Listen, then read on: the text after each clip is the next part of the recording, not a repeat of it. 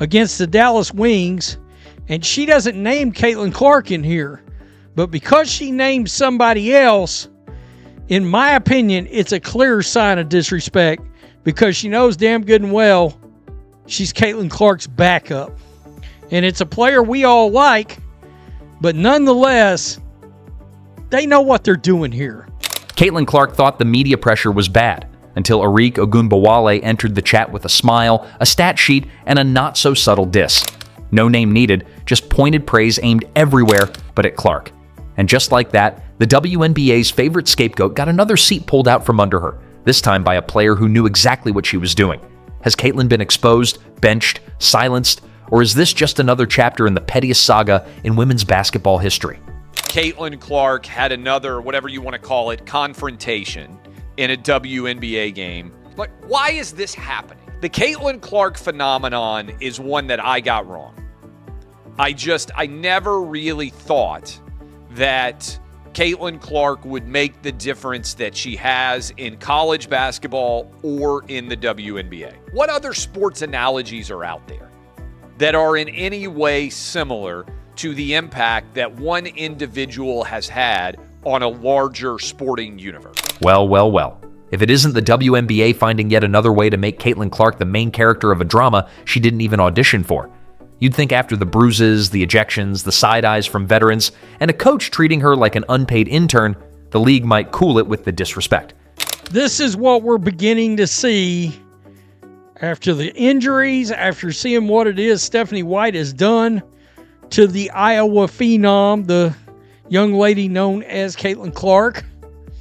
You're starting to get even more disrespect from the WNBA players, and now from somebody that has actually supported her in the past and talked her up in the past. I'm talking about former NBA player Jeff Teague. But no, enter Arike Ogunbowale, who delivered a masterclass in how to call someone irrelevant without technically saying their name. Because that's what happened. Let's not pretend. When the Dallas Wings started hyping up their matchup against the Fever, Arike didn't just avoid saying Caitlin Clark's name, she deliberately walked around it like it was wet cement. She big-upped Aria McDonald. She complimented the Fever's pest defenders.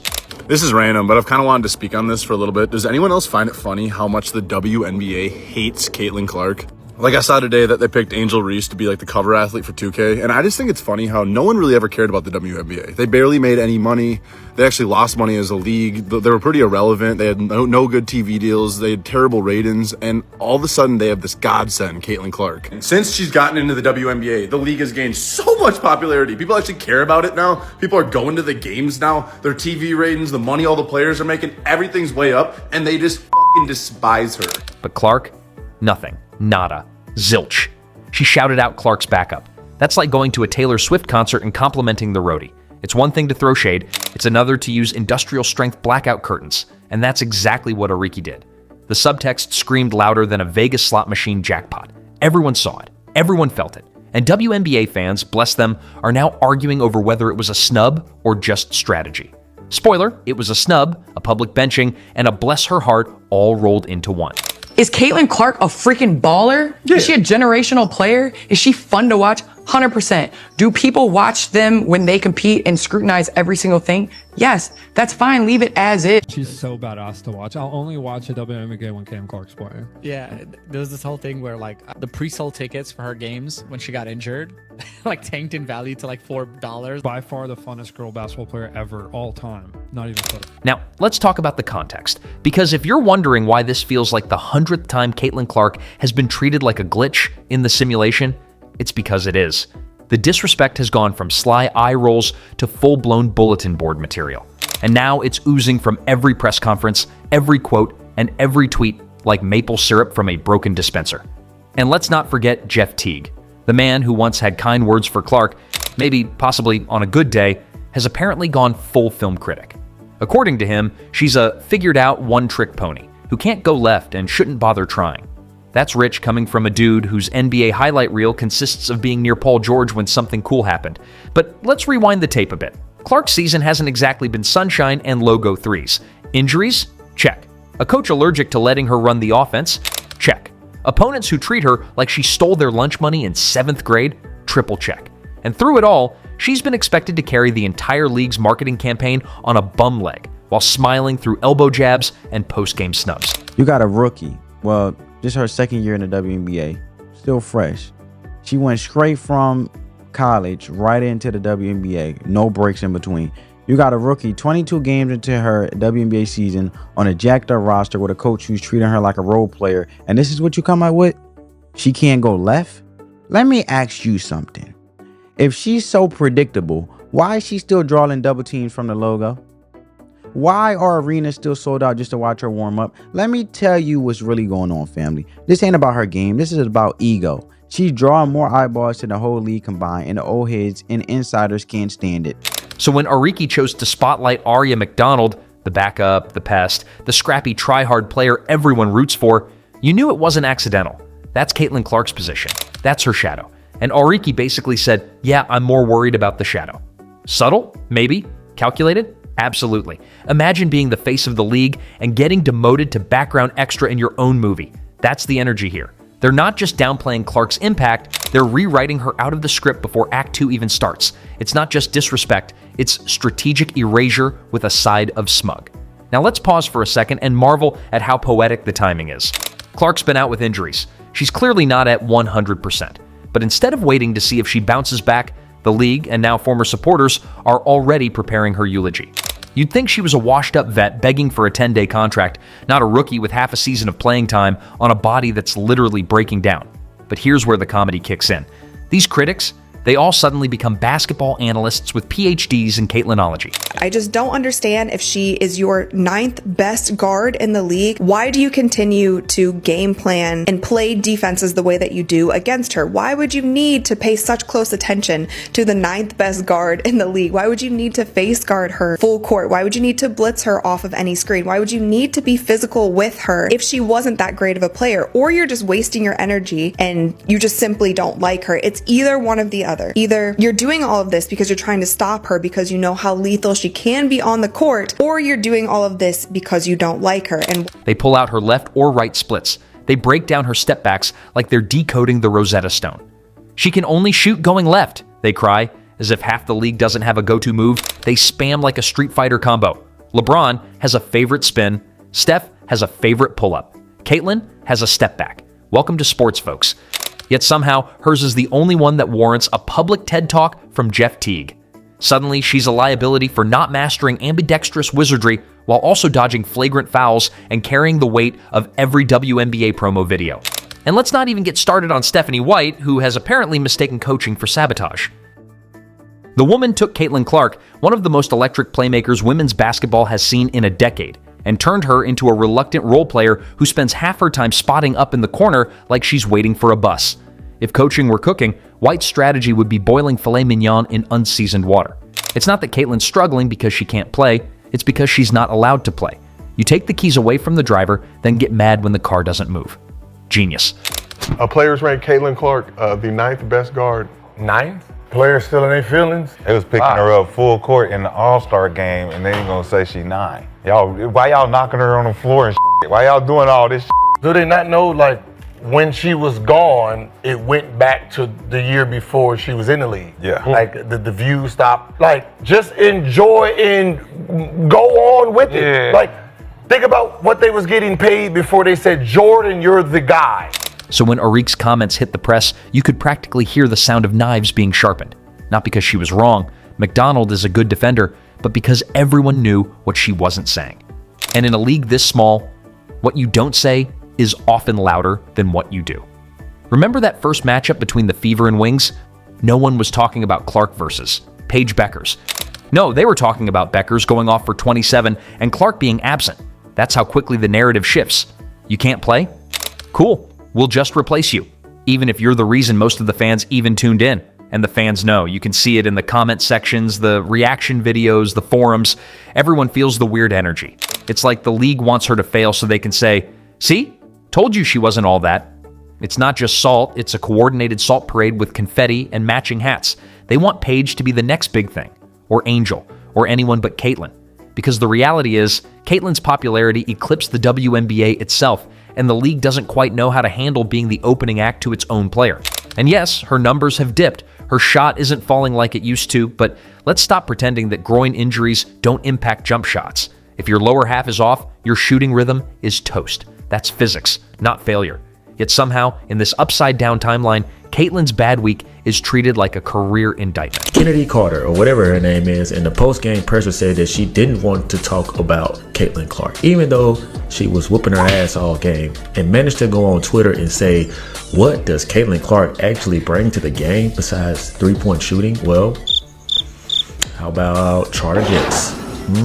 How about the increases in sales and revenue? How about the revenue that's affecting your paychecks? How about men? Hello. How about all of the people who tune in to this sport because of her? How about all the endorsements and national televised commercials that the WNBA is now getting? It seems to me that the women in the WNBA cannot get out of their own way, and we will see how this ends. And now, the sports media is going full Shakespearean betrayal.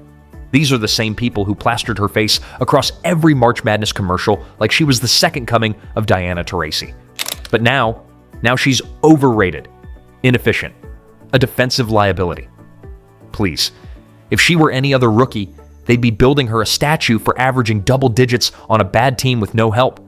But instead, they're circling like vultures with microphones, and Arike just dropped a fresh carcass by not saying her name.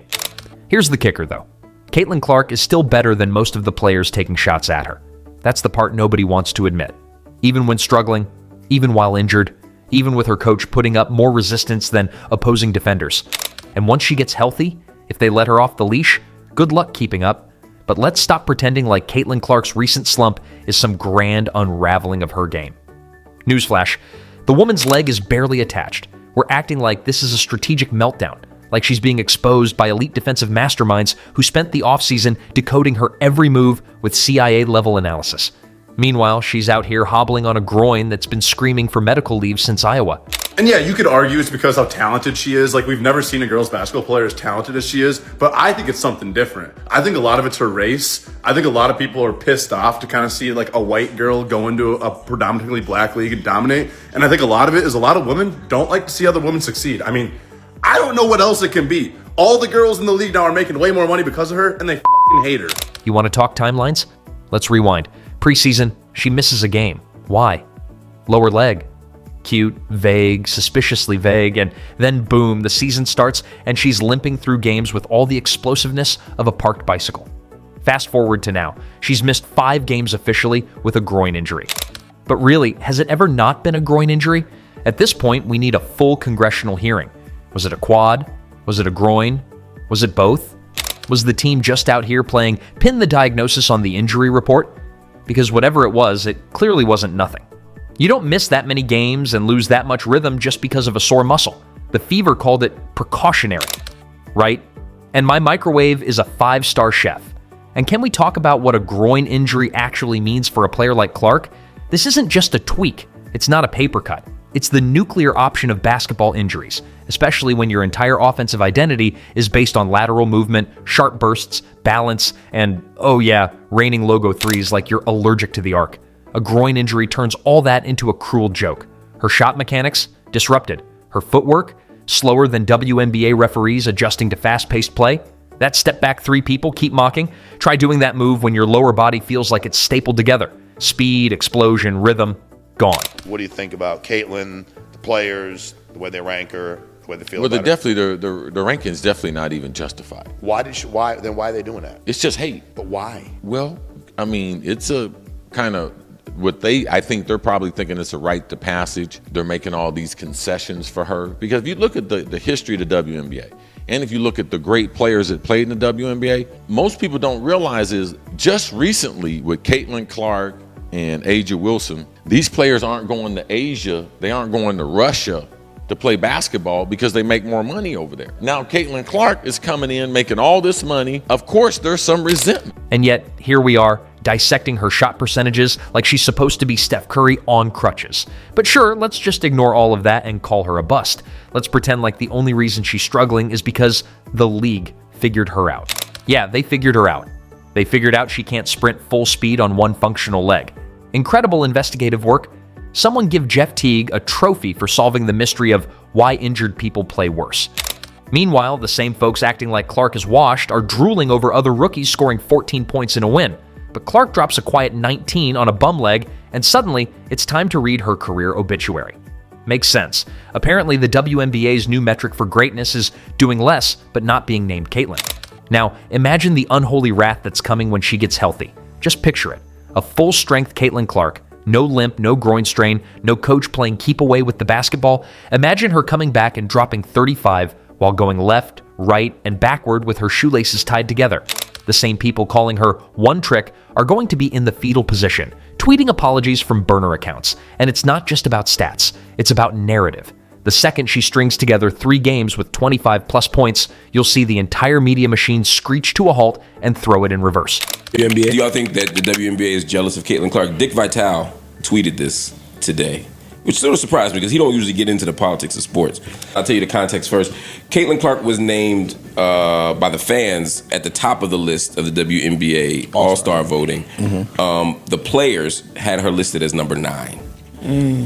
Dick Vitale and many others said that this was not fair. And Dick Vitale specifically tweeted, "It is, caps, absurd the way that a number of players in the WNBA have treated Caitlyn Clark. So sad, but I bet they love the charter flights, the increase in salaries, the crowds," these are all caps, "the TV ratings since she arrived from Iowa. No doubt she is the best thing to happen to the WNBA."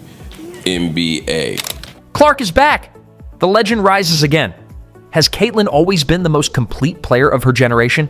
It'll be hilarious. The ESPN think pieces will sprout like mushrooms after a rainstorm. And you know what? I can't wait, because this was never just about basketball. This was always a war of egos, of personalities, of culture. The league wants to act like it supports its stars while quietly resenting the one who brings in the ratings. Players pretend to respect the game while going out of their way to disrespect the one player making sure the game has fans. So yeah, when Caitlyn Clark comes roaring back, not if but when, I'll be right there. Front row seat, popcorn in hand, laughing like a cartoon villain in slow motion while the entire league scrambles to scrub their past interviews. The redemption arc is coming, and it's going to be televised. The truth is, this isn't about skill. It's about ego, legacy, spotlight. The WNBA has long been an exclusive club, and Clark didn't knock. She kicked the door open, set up a merch table, and outsold the whole room. And that bruised a few egos.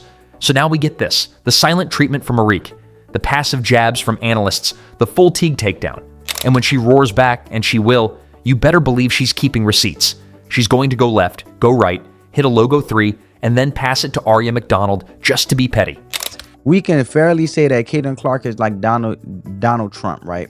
The same way they have the Donald Trump syndrome. I think these individuals have Caitlyn Clark syndrome. Let's not forget when Teague said Caitlyn Clark wouldn't score a point on Bronny James. Yeah, Bronny James, right? The dude with more NIL money than minutes played in the game, that guy. Look, I get it. It's always trendy to throw out the man versus woman basketball debate for clout. But stop it. Just say you're mad she's the face of the WNBA and move on. Because if we're being real, Clark would be raining threes before Bronny even set his stance because his defense is trash. So yeah, let's all pretend that shouting out Caitlyn's backup is just strategy. Let's act surprised when Jeff Teague, of all people, starts throwing shade like he's Skip Bayless with a grudge. And let's definitely keep sleeping on Caitlyn Clark. Because when she wakes up, stretches that groin, and finally gets to be Caitlyn Clark again, it's going to be carnage. Not for the fans, not for the merch store, but for every player, coach, and commentator who thought a few bad weeks meant the end. Spoiler, it's just the beginning. And this time, she'll be shooting left-handed, just to shut everyone up.